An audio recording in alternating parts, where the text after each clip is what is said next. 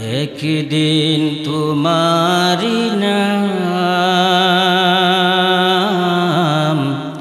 মসজিদে হবে এলান। একদিন তোমারি নাম মসজিদে হবে এলান। তৈরি থেকো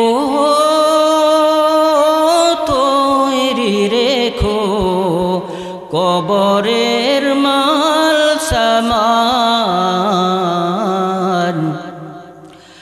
একদিন তোমারি নাম মসজিদে হবে এলান। আল্লাহ রাব্বুল আলামিন বলেন, যে ঈমানদার আমি আল্লাহকে রব হিসেবে মেনে নিবেন, আমি আল্লাহকে রব বলবেন, রব হিসেবে জানবেন এবং দ্বীনের উপরে ইস্তেকামাত থাকবেন, অটল থাকবেন, আমি রব, আমি প্রতিপালক, এই কথার উপর বান্দা যে ঈমানদার অটল থাকবে, ইস্তেকামাত থাকবে, তার কাছে আল্লাহ রাব্বুল আলামিনের পক্ষ থেকে ফেরেশতা নাজিল করা হয়। সুবহানাল্লাহ। তাতানাজ্জালু আলাইহিমুল মালাইকা, আল্লাহ রাব্বুল আলামিন তার কাছে ফেরেশতা পাঠিয়ে দেন। ফেরেশতা এসে কি বলেন? ফেরেশতা আসার পর বান্দাকে বলেন, ও বান্দা, আল্লা তাখাফু ওয়ালা তাহজান, তোমার কোনো ভয় নাই, তোমার কোনো টেনশন নাই, তোমার কোনো চিন্তা নাই। আল্লা তাখাফু ওয়ালা তাহজানু ওয়া আবশিরু বিল জান্নাতিল্লাতী কুনতুম তুআদুন। আয় বান্দা, তুমি শুনে রাখো, সুসংবাদ তোমাকে দিয়ে যাই, তোমার কোনো টেনশন নাই, তোমার কোনো ভয় নাই, তোমার জন্য জান্নাতের সুসংবাদ নিয়ে এসেছি, তোমার কোনো ভয় নাই। ওই বান্দা জিজ্ঞাসা করবেন, তোমরা কারা? তোমাদেরকে তো চিনলাম না। ওই ফেরেশতারা ডাক দিয়ে বলবেন, নাহনু আউলিয়াউকুম ফিল হায়াতিদ দুনিয়া ওয়া ফিল আখিরা, আমরা হলাম দুনিয়াতে তোমার বন্ধু এবং পরকালেও তোমার বন্ধু। সুবহানাল্লাহ। তাহলে যারা এই কথা স্বীকার করেন যে আমার রব কে? আল্লাহ, আমার রব আল্লাহ, এই কথা স্বীকার করার পর এর উপরে যারা ইস্তেকামাত থাকে, অটল থাকে, দুনিয়ার সমস্ত কিছু ধূলিসাৎ করে দেয়, একমাত্র আল্লাহর উপর ভরসা করেন, তাদের কাছে আল্লাহ তাআলা কি করেন? রহমতের ফেরেশতা পাঠায়। কেন ফেরেশতা পাঠায়? সাহস দেয়, মনের মধ্যে উৎসাহ দেয় আর সান্ত্বনা দেয়, তোমার কোনো ভয় নাই, তোমার কোনো টেনশন নাই, তুমি চলে আসো। জান্নাতের ওয়াদা আল্লাহ তাআলা, যে জান্নাতের ওয়াদা আল্লাহ তাআলা করেছেন, সেই জান্নাতের সুসংবাদ নিয়ে তোমার কাছে আসছি। সুবহানাল্লাহ। এই মীর কাসেমের মতো ইমানদার যারা, তাদের কাছে এরকমই হয়। তাই যদি না হতো, বেচারা 3 ঘন্টা পর তার মৃত্যু দণ্ড, আর 3 ঘন্টা আগে সে বলতেছে 2 ঘন্টা ঘুমাবো। এটা কি এমনি এমনি বলছে? ইমানের পাওয়ারে বলছে। ইমানের পাওয়ার। মুসলমানদের যদি সৈন্য থাকে, লোকজন, জনসংখ্যা বেশি থাকে, অস্ত্র শস্ত্র কত কিছু, সব কিছু যদি থাকে, এগুলো থাকলেই সে জয়ী হবে, বাতিলের সাথে জিহাদ করে, যুদ্ধ করে জয়ী হবে। আসলে এই ঘটনা তা না। মুসলমান ইমানের শক্তিতে তারা, যদিও তাদের কাছে, ইমানদারের কাছে যদিও কোনো অস্ত্র নাই, ভারী কোনো অস্ত্র নাই, কোনো ক্ষেপণাস্ত্র নাই, কোনো মানুষের সংখ্যা বেশি নাই, অল্প কয়টা মানুষ যদি থাকে, ইমান যদি শক্তিশালী থাকে, মজবুত থাকে, তাহলে তারাই কি করেন? জয়ী হন, বিজয় লাভ করেন বলি। সুবহানাল্লাহ। অস্ত্রের সাথে, মুসলমানদের সাথে অস্ত্রের সাথে, জনবলের সাথে কোনো সম্পর্ক নাই। সম্পর্ক আছে শুধুমাত্র ইমানের সাথে। ইমান যদি শক্ত থাকে, মজবুত থাকে, তাহলে মুসলমানেরা সব জায়গার মধ্যে জয়ী হবে। আর যদি ইমানই দুর্বল থাকে, অস্ত্র যতই থাকুক, জনবল যতই থাকুক, সৈন্য সামন্ত যতই থাকুক, যদি ঈমান দুর্বল থাকে তারা পরাজিত বাতিলের কাছে, ঠিক কি না? দেখুন বদরের যুদ্ধ মাত্র 313 জন সাহাবী। কয়জন? 313 জন। কোনো অস্ত্র নাই, কিচ্ছু নাই। যুদ্ধের ময়দান, যুদ্ধ শুরু হয়ে গেল। আল্লাহ রাব্বুল আলামিন ফেরেশতাদেরকে ডাকতে বলেন, ও ফেরেশতারা, তোমরা বদরের ময়দানে যাও। কারণ বদরের ময়দানের সাহাবীরা বিশ্ব নবীজি সাল্লাল্লাহু আলাইহি সাল্লাম ভরসা করেছেন কার উপর? আল্লাহ তাআলার উপর। সাহাবীরা বলতেছেন, ইয়া রাসূলুল্লাহ, ইয়া হাবিবাল্লাহ, আমরা তো মাত্র 313 জন, আর ওরা তো হাজারেরও বেশি, অস্ত্র শস্ত্র সব কিছু তাদের আছে। নবীজি সাল্লাল্লাহু আলাইহি সাল্লাম সাহাবীদেরকে সান্ত্বনা দিলেন, ও সাহাবীরা, কোনো ভয় নাই, ইমানি শক্তি দিয়ে যুদ্ধ চালিয়ে যাও, আমাদের সাথে স্বয়ং আল্লাহ রাব্বুল আলামিন আছেন। সুবহানাল্লাহ। ফাইন তাওয়াল্লাউ ফাকুল হাসবিয়াল্লাহ। আল্লাহ রাব্বুল আলামিন বলেন, ও নবী, কেউ যদি আপনাকে পিঠ দেখায়, আপনার থেকে মুখ ফিরায় নেয়, তাহলে আপনি ঘাবড়াবেন না, আপনি এই কথা বলবেন, ফাকুল হাসবিয়াল্লাহ, আমাদের জন্য আল্লাহ তাআলাই যথেষ্ট। সুবহানাল্লাহ। আল্লাহ তাআলাই আমাদের জন্য যথেষ্ট। লা ইলাহা ইল্লাহু আলাইহি তাওয়াক্কালতু ওয়া হুয়া রাব্বুল আরশিল আযীম। আল্লাহ রাব্বুল আলামিন বলেন, নবী আমার, আপনার থেকে কেউ যদি পিঠ ফিরায় নেয়, তাহলে আপনি ঘাবড়াবেন না, ভয় পাবেন না, আপনি এই কথা বলে দিন, আল্লাহ রাব্বুল আলামিন আমাদের জন্য যথেষ্ট। তাওয়াক্কাল আলাইহি তাওয়াক্কালতু, আলাইহি তাওয়াক্কালতু, আমরা ওই আল্লাহ রাব্বুল আলামিনের উপরে ভরসা করি। ওয়া হুয়া রাব্বুল আরশিল আযীম, যিনি আরশ আযমের মালিক। সুবহানাল্লাহ। মুসলমানদের একটাই হাতিয়ার, এই আয়াত, সূরা তাওবার শেষ এই আয়াতটা, এই একটা মাত্র আয়াত মুসলমানদের মূল হাতিয়ার। মুসলমান যদি ইমানদার হয়, তাহলে তার কথা একটাই থাকবে, তার হৃদয়ের কথা একটাই থাকবে, তার মনের কথা একটাই থাকবে, হাসবুনাল্লাহ, আল্লাহ রাব্বুল আলামিন আমাদের জন্য যথেষ্ট। ভাইরা আমার, লিবিয়ার সাথে যখন ইটালির যুদ্ধ শুরু হয়ে গেল, ইটালিদের বড় বড় অস্ত্র, ক্ষেপণাস্ত্র, কত কিছু আছে, বিমান আছে, উপর থেকে বোম্বিং তারা করতে পারে, কিন্তু লিবিয়ার কোনো অস্ত্র নাই, ভারী কোনো অস্ত্র নাই, বাঙ্গাচুরা পুরাতন কয়ডা রাইফেল। শায়েখ মুখতার রহমাতুল্লাহি আলাইহি বাঙ্গা একটা রাইফেল নিয়ে যুদ্ধ চালাচ্ছেন, যুদ্ধ করতেছেন। হঠাৎ করে একজন লোক এসে বলতেছেন, এক সৈন্য এসে বলতেছেন, ও শায়েখ, আসুন যুদ্ধের ময়দান থেকে পালিয়ে যায়। ওই কেন পালাবা, কেন? এবারে ডাক দেওয়া বলেন, ইটালিয়ান ওরা উপর থেকে বিমানের মাধ্যমে বোম্বিং করতেছেন, বোমা ফেলতেছেন, আমাদের সারা লিবিয়া শেষ করে দিবে। দেখুন শায়েখ মুখতার কি বলেন। শায়েখ মুখতার ওমর ডাক দেয়া বলেন, আমি তোমাকে একটা প্রশ্ন করতে চাই, প্রশ্নের জবাবটা দাও। কি প্রশ্ন? ওই ইটালির যে বিমান, এই বিমানগুলোকে আরশে আযমের উপর দিয়ে যায় নাকি নিচ দেয়া যায়? সুবহানাল্লাহ, আল্লাহু আকবার। কি প্রশ্ন? যাই, তুমি যে যুদ্ধের ময়দান থেকে পালাতে চাও, এই যে ওই বিমান কি খুব শক্তিশালী নাকি? কয় হ, অনেক শক্তিশালী, একটা বোমা ফেলালে পুরো এলাকা শেষ। কয় ওই বিমান কি আল্লাহ তাআলার আরশের উপর দিয়ে যায় নাকি নিচ দিয়ে যায়? কি বলেন এগুলা? আরশের উপর দিয়ে যাবে কেমনে? আরশের নিচে আসমান, 7 আসমান, তারও কত নিচ দিয়ে যায়। তখন শায়েখ মুখতার ওমর ডাক দিয়ে বলেন, তাহলে পালাবার চেষ্টা কেন করছ? কেন পালাইবা? কারণ ওই আরশে আযমের মালিক যিনি আছেন, তিনি আমাদের সাথে আছেন। সুবহানাল্লাহ। কি জবাব দিলেন?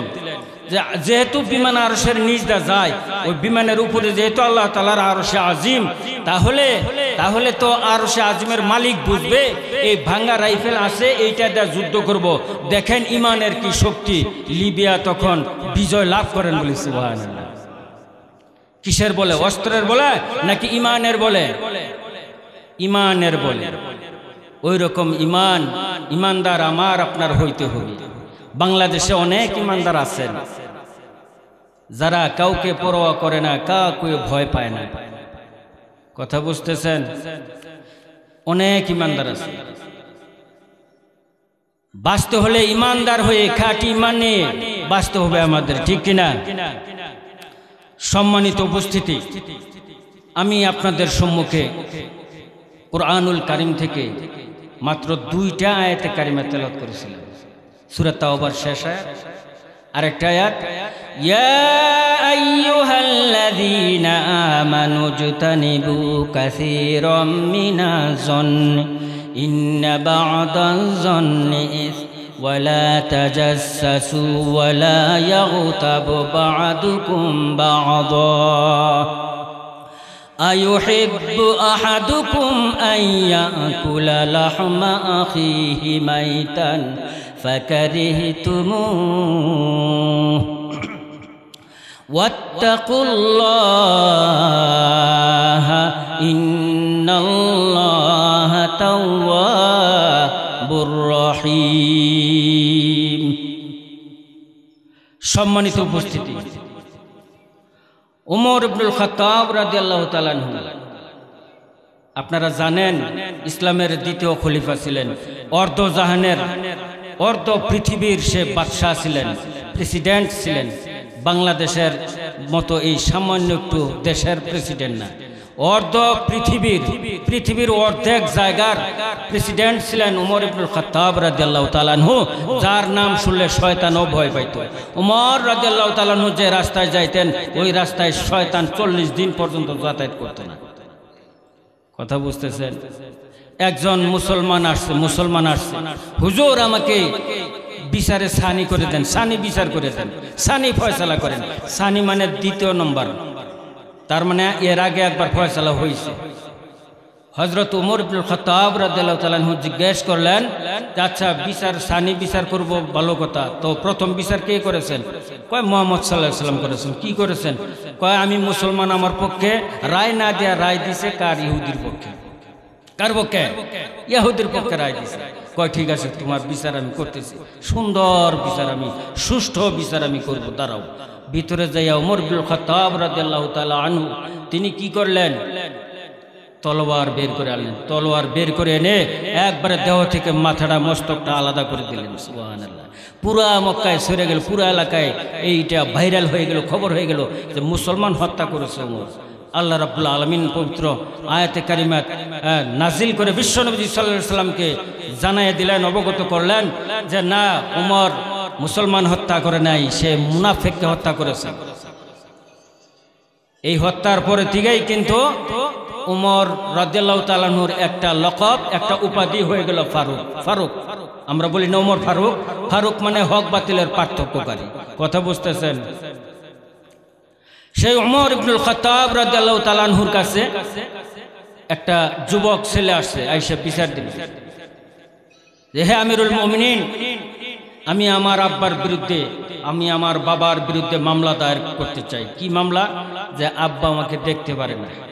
কি পারে না? আব্বা আমাকে দেখতে পারে না, বিভিন্ন ভাবে আমাকে জ্বালায়, এই সেই ইত্যাদি মামলা করার সাথে সাথে উমর ইবনুল খাত্তাব রাদিয়াল্লাহু তাআলা পুলিশ পাঠিয়ে দিলেন এবং বললেন যে এই যুবকের বাবাকে গ্রেফতার করে নিয়ে আসো। গ্রেফতার করে আনা হলো, বাপ বেটার বিচার। তো আনার পর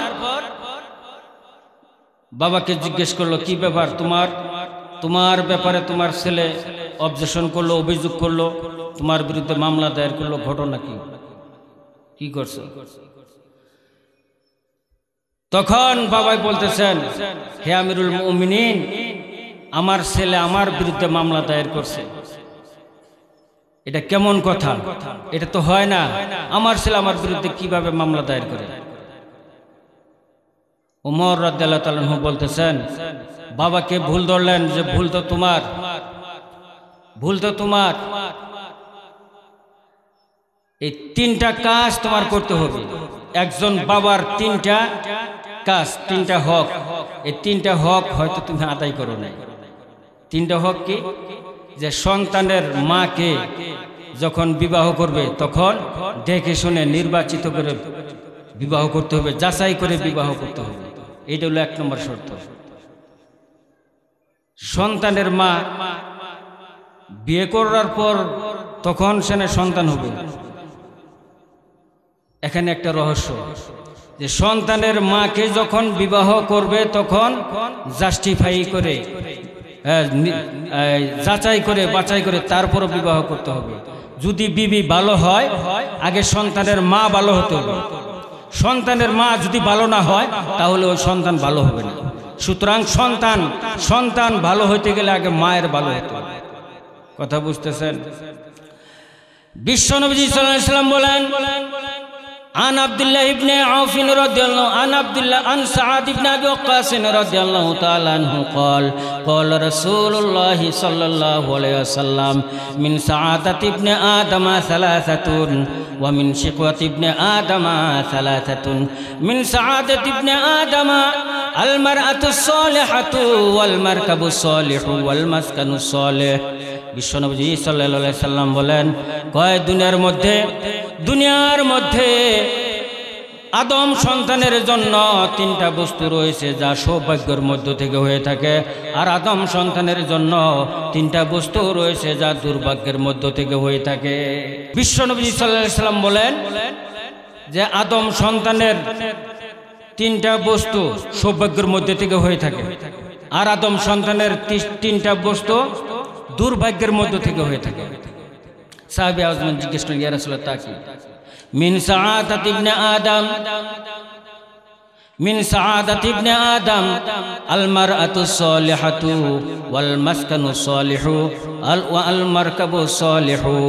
কয় সৌভাগ্যের মধ্য থেকে তিনটা বস্তু হলো, 1 নম্বর হলো নেককার বিবি, নেককার স্ত্রী, আর 2য় নম্বর হলো উত্তম বাসস্থান, আর 3য় নম্বর হলো উত্তম বাহন। এই তিনটা জিনিস যার মধ্যে আছে সেই হলো দুনিয়ার মধ্যে সুখী। আর দুনিয়ার মধ্যে সবচাইতে বেশি দুঃখী হলো ওই তিনজন। মিন শিকওয়াত ইবনে আদম, কয় আদম সন্তানের তিনটা বস্তু দুর্ভাগ্যের মধ্যে, তা হলো আল মারআতু সুউ ওয়াল মাসকানু সুউ ওয়াল মারকাবু সুউ। 1 নম্বর হলো অসৎ নারী, অসৎ বিবি, উত্তম না মন্দ বিবি, ভালো না বিবির চরিত্র ভালো না এমন বিবি, এমন বউ। আর 2য় নম্বর হলো থাকার বাসস্থান, থাকার যে ঘর ওইটাও ভালো না। আর 3য় নম্বর হলো বাহন, যেটাই চলাফেরা করে যে বাহনের উপরে, ওইটাও ভালো না। কয় এই আদম সন্তানের মধ্যে দুর্ভাগ্যের মধ্যে তিনটা বস্তু হলো এই, যার বউ ভালো না, থাকার জায়গাও ভালো না, এবং যার বাহনও ভালো না, সেই হলো দুর্ভাগা হতভাগা, সে হলো দুনিয়ার মধ্যে সবচাইতেও দুঃখী। আর যার ঘরে নেককার স্ত্রী আছে, নেককার বউ আছে, ওই লোকটাই হলো পৃথিবীর মধ্যে সবচাইতে উত্তম এবং সুখী। সুবহানাল্লাহ। আল্লাহ রাব্বুল আলামিন বলেন, ও পুরুষেরা শুনে রাখো, আমি তো তোমাদের কাঁধে সব দায়িত্ব অর্পণ করেছি।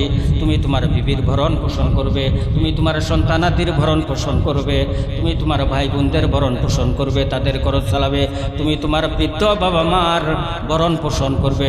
এই সব কিছুর দায়িত্ব তোমার কাঁধে থাকার কারণে তোমার খেতে খামারে কাজ করতে হবে, তোমার চাকরি করতে হবে, তোমার ব্যবসা করতে হবে, তোমার সংসার করতে হবে, তোমার অফিস আদালতে চাকরি করতে হবে, অফিস করতে হবে।